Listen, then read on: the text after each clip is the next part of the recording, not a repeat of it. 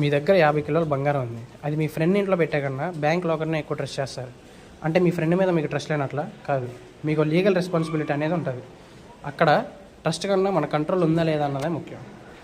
Same regulated industries కూడా అంతే. Regulated industries అంటే కొన్ని industries public safety, money, health, national security related industries ఉంటాయి. వీటిని గవర్నమెంట్ క్లోజ్గా కొన్ని స్ట్రిక్ట్ రూల్స్ అండ్ లాస్తో మానిటర్ చేస్తుంది.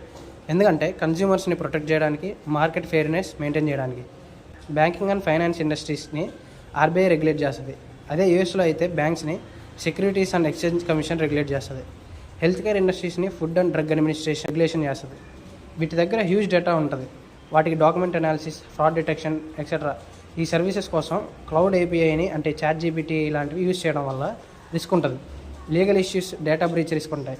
కాబట్టి రెగ్యులేటెడ్ ఇండస్ట్రీస్ క్లౌడ్కి సెన్సిటివ్ డేటా పంపకుండా ఓన్ సర్వర్స్లో ఏఐ రన్ చేస్తాయి. సో దీనికోసం మనకి ఈ 2026లో ఉన్నది ఆన్ ప్రేమ్ ఇంటెలిజెన్స్.